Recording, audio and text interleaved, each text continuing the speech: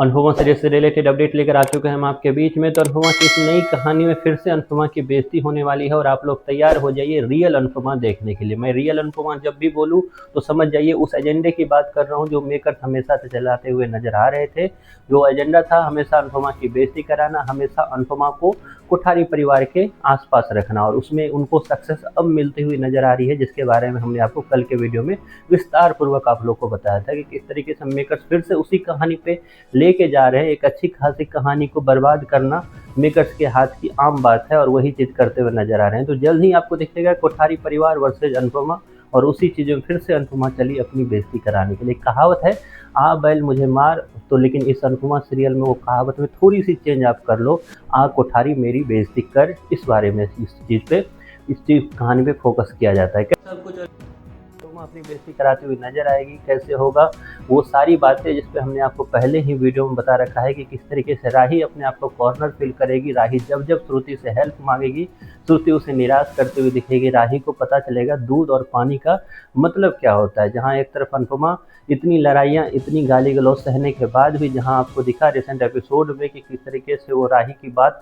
सुनकर ही राही के पास पहुँचती हुई दिखी, तो वहीं पर आगे आपको दिखेगा किस तरीके से जब प्रेम मतलब टिंकू जब बड़ी बड़ी बातें करता है, लेकिन जैसे ही बड़े मौके आते हैं तो वो बीमार पड़ जाता है। तो ऐसे मौके पर जब राही वहाँ पहुँचती है और राही जब हेल्प के लिए सबको कॉल लगाती है जो भी उसके जानकार थे, लेकिन सब के सब जो उनको एक तरह से अकेला करते हुए नजर आते हैं। ऐसे वक्त में फिर से वही लोग जिनका राही ने ना जाने कितनी बार बेइज्जती की है, वही लोग पहुँचते हैं राही की हेल्प के लिए।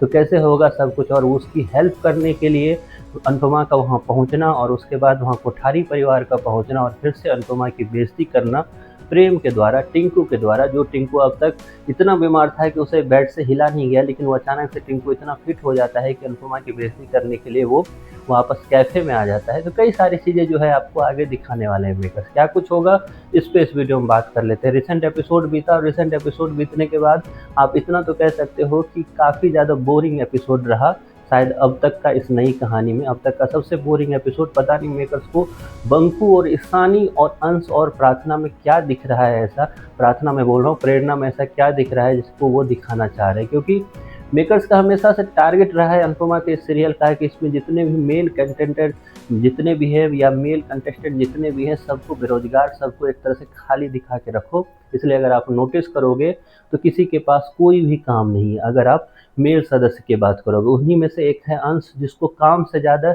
रिश्ता बनाने में अच्छा लगता है, जिसको काम करने से ज़्यादा कनेक्शन बनाना पसंद है। और फिर से चला है वो एक कनेक्शन बनाने के लिए।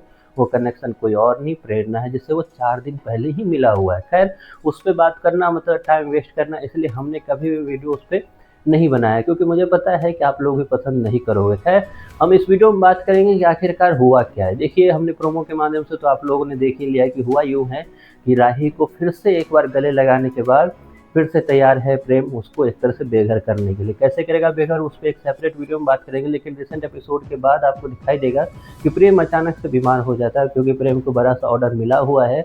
तो प्रेम अपनी जगह राही को भेजता है। अब राही को भेजना प्रेम की गलती है या प्रेम की बेवकूफ़ी है, वो तो बाद में बात करेंगे। क्योंकि राही वो इंसान है जिसको खाना बनाना नहीं आता, वो ट्राई करती रहती है ये या उसमें अपना 100% देती रहती है। तो राही बिना कुछ सोचे, इस सोच से कि मैं अगर जाऊंगी तो प्रेम का काम नहीं रुकेगा, वो वहाँ चली तो जाती है। लेकिन खाना जैसे बनाना स्टार्ट करती है, खाना कम बनाती है, धुआं ज़्यादा फैलाती है। तो उस चक्कर में होता ये है कि बगल वाला जो कैफ़े है वो अब खाली बैठा हुआ है इस सब चीज़ों के लिए। आज उनके पास ना कस्टमर है ना कुछ काम है, तो वो लोग आ जाते हैं राही की हेल्प करने के लिए। अब राही की हेल्प करना जहाँ राही को पसंद नहीं, क्योंकि राही की स्थिति अभी उस इंसान की तरह है कि आगे कुआं पीछे खाई, किसकी हेल्प ले वो।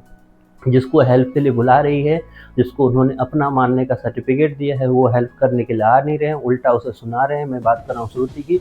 और जिनकी हेल्प लेना चाहिए उसकी हेल्प ले नहीं पा रही है, क्योंकि उसने प्रॉमिस कर रखा है। तो ऐसे वक्त में वो इंसान, सारे टीम जो है राही की हेल्प करने के लिए आते हैं, राही की हेल्प कर भी देते हैं और वापस जाने लगते हैं। वापस जाते वक्त ही पधारते हैं वहाँ पर ना सिर्फ टिंकू बल्कि अपनी सेनाओं को लेकर, जिसमें वसुंधरा, गौतम, इसके साथ साथ आपको और भी लोग दिखेंगे वहाँ पर। वो पहुँचते हैं और उसके बाद टिंकू का जो हमेशा से काम रहा है वो करता हुआ दिखता है। क्या काम है उसका काम है दूसरे के सर पे ठीकरा फोड़ना, दूसरे के सर पे गलती को मरना, दूसरे के सर को ब्लेम करना, दूसरे के नाम को खराब करना, बदतमीजी करना, बड़े बुजुर्ग को आदर ना करना, ये सब कुछ वहाँ पे करता हुआ प्रेम फिर से दिखेगा। लेकिन इन सब चीज़ों के बावजूद भी ठीक था, लेकिन जब ये बोलता हुआ दिखेगा कि राही तुम यहाँ से अपनी मम्मी के साथ अनुपमा जोशी के साथ चली जाओ, ये शायद आप लोग को शायद डाइजेस्ट नहीं होगा। खैर कैसे होगा सब कुछ इस पर सेपरेट वीडियो में करेंगे बात, लेकिन इतना जरूर है कि अगले एपिसोड में आपको प्रेम और ज़्यादा खराब और ज़्यादा अगली रूप प्रेम का दिखने वाला है और आप लोग का खून जरूर खोलने वाला है। कितने एक्साइटेड हो आप ये सब कुछ देखने के लिए, इसके बारे में आपकी जो भी राय है कमेंट बॉक्स में ज़रूर बताएं।